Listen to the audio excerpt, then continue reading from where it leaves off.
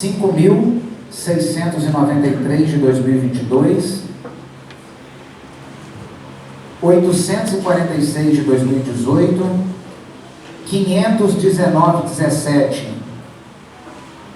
de 2017, 520,94 de 2017, 565,05 de 2020 e portarias ministeriais de número 3226, 8500, 8567, 2014, 9134, 9159, bem como certidão do Ministério Público de Minas Gerais, transcrição PM, inquérito número 0439-18-000-8468. Ao final, pede recebimento da representação e, após os trâmites legais, seja aplicada a pena de cassação do mandado do representado. Inicialmente foi verificada a legitimidade da aludida representante para a propositura do procedimento, objeto do presente, conforme artigo 25, parágrafo 1º do Regimento Interno. Artigo 25. Perderá o mandato de vereador. Inciso 1. Infringir qualquer das proposições do artigo 21. Inciso 2. Utilizar de mandato para a prática de atos de corrupção de improbidade administrativa. Inciso 3. Deixar de comparecer à sessão legislativa parte das reuniões, salvo por motivo de doença comprovada, licença ou missão autorizada pela Câmara. Ou ainda deixar de comparecer 5 reuniões extraordinárias cumpridas para convocação dessas disposições do artigo 113 e 114 do Regimento Interno, assegurada a ampla defesa. Inciso 4. Que perder ou tiver suspenso os direitos políticos. Inciso 5. Quando o decretar a Justiça Eleitoral para os casos previstos na Constituição Federal ou em disposições legais. Inciso 6. Que fixar a residência fora do município. Inciso 7. Que proceder de modo incompatível com a dignidade da Câmara ou falta de decoro parlamentar. Inciso 8. Que sofrer condenação criminal em sentença transitada em julgado. Parágrafo 1º. Nos casos do inciso 1, 3, 4, 7 e 8 deste artigo, a perda de mandato será declarada por maioria absoluta da Câmara, por voto secreto, mediante provocação do vereador na mesa de partido político devidamente registrado ou por denúncia de qualquer cidadão. Aduz a representante, com base nos documentos por ela correlacionados, notadamente os procedimentos deflagrados pelo Ministério Público, que o representado e outros estão sendo investigados e acusados de participar em esquema criminoso, tendo cometido vários delitos no exercício da função parlamentar, dentre eles o recebimento ilícito de verba de gabinete, coação de servidores a repassarem parte de seus vencimentos para parlamentares, incluindo o representado, a realizar empréstimos pessoais para parlamentares, incluindo também o representado. A comissão abaixo subscrita encaminhou ofício à Vara Criminal de Muriaé solicitando acesso aos autos 579-32 de 2021, que tramita sob sigilo. Todavia, até a presente data não teve resposta, o que não impede a conclusão do parecer diante da documentação postada aos autos. Como se vê, nos respectivos processos e procedimentos, o Ministério Público pede a condenação do representado nos crimes ali previstos, entre eles a ressarcir ao patrimônio aos valores recebidos ilicitamente, perda da função pública, suspensão dos direitos políticos, pagamento de multa civil, proibição de contratar no poder público ou de receber benefícios ou incentivos fiscais ou creditícios e pagamento de dano moral coletivo. Os fatos ora narrados são de conhecimento público e notório, uma vez que foram deflagrados em operações de prisão e busca e apreensão, as quais foram amplamente noticiadas pela imprensa. O representado foi afastado das funções de vereador por força das decisões judiciais contidas nos processos 579-32 de 2021 da Vara Criminal e o processo 5.693 de 2022 da Vara Civil, cabendo destacar, como já dito acima, que apenas a referida ação penal está sob sigilo. Seguindo os procedimentos previstos, a representação objeto da presente foi recebida pela presidência da Câmara Municipal após exame preliminar e encaminhada à Comissão de Ética e Decoro Parlamentar para análise de sua admissibilidade nos termos do artigo 72, inciso 13, a linha F do Regimento Interno. da conclusão final do parecer. Considerando todo exposto, a Comissão de Ética e Decoro Parlamentar, diante do fato e amparo fático e legal que serve de sustentáculo à presente representação, entende que existem indícios de que possa ter havido cometimento de quebra de decoro por parte do representado, o que significa a continuidade de uma investigação, inclusive para possibilitar ao representado o direito constitucional à ampla defesa e ao contraditório. A comissão destaca que, diante das inúmeras divergências existentes entre o regimento interno e a lei orgânica, bem como a Constituição, deve ser observado a lei orgânica.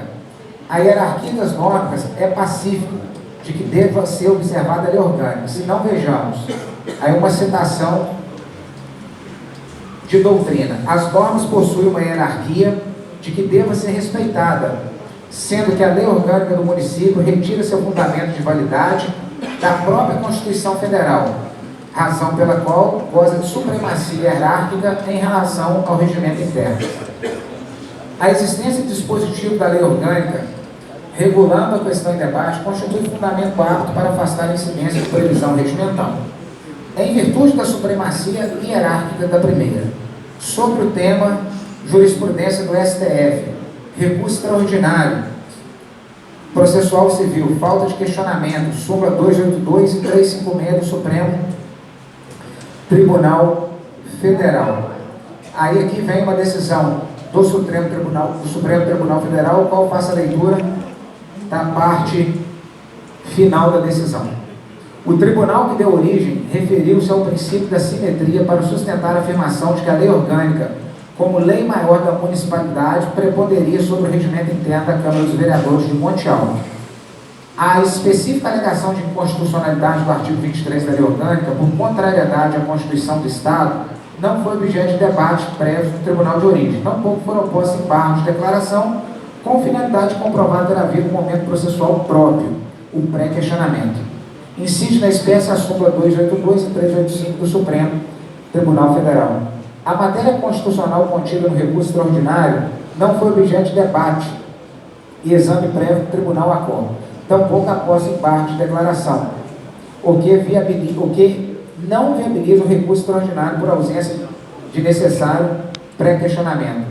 Nada há a prover quanto à alegação do recorrente de inconstitucionalidade da lei. Pelo exposto, nego seguimento ao recurso, artigo 57 do Código Processual Civil, artigo 21, parágrafo 1º do Regimento Interno do Supremo Tribunal Federal.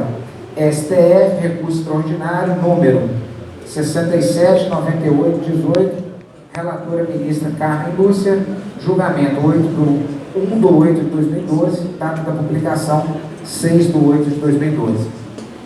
No mesmo sentido, o Tribunal de Justiça decidiu, posição agora do tribunal, tá? Há aqui um julgado, vou fazer a leitura da parte inicial e da parte final do julgado. Emenda, direito administrativo, ação popular, reeleição de presidente na mesa diretora da Câmara na legislatura, possibilidade vedada pela lei orgânica de Três Corações. Pedido procedente. Vamos lá. Para que uma ação seja viável, o CPC prevê três condições genéricas: o interesse de agir, a legitimidade e a possibilidade jurídica do pedido. A Constituição Federal, ampliando o campo de abrangência da ação popular, inseriu no texto a possibilidade de seu manejo, de ficar comprovada a ocorrência de ato lesivo à moralidade administrativa, como legalidade e finalidade, constituindo pressuposto de validade dos atos administrativos, sem os quais é ilegítima atividade pública. A ação popular é cabível contra a ação ou omissão lesiva ao patrimônio público, bem como a proteção da moralidade administrativa. Nas causas de pequeno valor, o valor estimável naquelas que houver condenação em honorários. Só um minutinho. Nas causas de pequeno número do recurso 10005100491.7/001, relator desembargador Brandão Teixeira, segunda Câmara Civil. A Câmara Parlamentar entende que no presente caso deve ser aplicado o dispositivo da lei orgânica do município, com base nos artigos 81, 67 e 96, que aplica-se por analogia aos parlamentares diante da omissão legislativa. Isto é, artigo 81 do Regimento Interno, compete à comissão processante praticar os atos previstos na lei orgânica e neste regimento, quanto a processo e julgamento que envolverem. Inciso 1. Prefeito, vice-prefeito e secretário nas infrações políticas e administrativas. Inciso 2. Os vereadores, nos casos em que há possibilidade de perda de mandato parlamentar. Artigo 25 do Regimento Interno. Perderá o mandato de vereador. Parágrafo 1º. Nos casos do inciso 1, 3, 4, 7 e 8 deste artigo, a perda do mandato será declarada pela maioria absoluta dos membros da Câmara, por voto secreto, mediante provocação do vereador, mesa de partido político devidamente registrado ou por denúncia de qualquer cidadão. Artigo 67 da Lei Orgânica do Município. Perderá o mandato de vereador. Parágrafo 2º. Nos casos do inciso 2, 3 e 4 deste artigo, a perda do mandato será decidida pela Câmara, por voto de 2/3 dos membros, por voto secreto de 2/3 dos membros, mediante provocação da mesa de partido político devidamente registrado ou por denúncia de qualquer cidadão, observando os procedimentos fixados em resolução. Artigo 96 da Lei Orgânica. São infrações políticas administrativas do prefeito, sujeito a julgamento pela Câmara, assegurado entre outros princípios do contraditório da ampla defesa, a publicidade e sancionadas com perda de mandato mediante decisão motivada. Inciso 1. Impedir o funcionamento regular da Câmara. Inciso 2. Impedir o exame de livros, folhas de pagamento e demais documentos que devem constar no arquivo da Prefeitura, bem como a verificação de obras e serviços municipais por comissão de investigação da Câmara e por auditoria. Inciso 3. Desatender sem justo motivo as provocações para comparecimento pessoal à Câmara a fim de prestar esclarecimento, desde que a convocação seja aprovada pela maioria dos membros da Câmara. Incisos 4. Deixar de apresentar à Câmara, no devido tempo, em forma regular, a proposta orçamentária. Inciso 5. Retardar a publicação, deixar de publicar leis sujeitas à sua formalidade. Inciso 6. Descumprir o orçamento aprovado. Inciso 7. Praticar ato administrativo quanto à expressa disposição da lei ou omitir-se, negligenciar-se na defesa dos bens, rendas, direitos ou interesses do município sujeito à administração da Prefeitura. Inciso 8. Ausentar-se do município por tempo superior ao permitido. Inciso 9. Residir fora do município.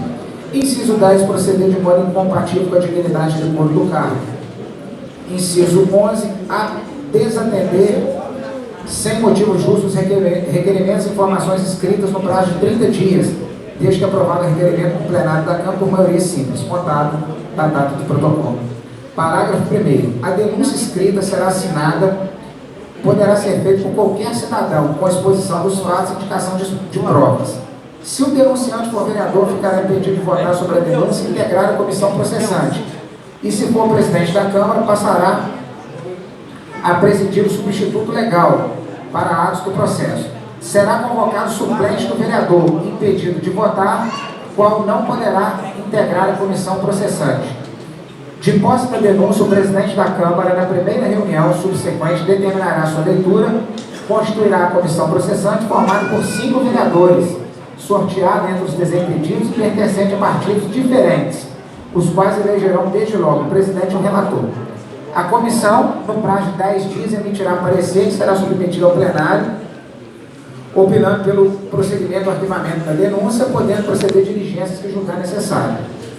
Aprovado o parecer favorável ao prosseguimento do processo, o presidente determinará desde logo a abertura da instrução, notificando o denunciado com remessa da denúncia e dos documentos que a instrui, e o parecer da comissão, informando o prazo de 20 dias para o oferecimento de defesa e indicação dos meios de prova que pretendem demonstrar a verdade do alegado. Parágrafo 7º.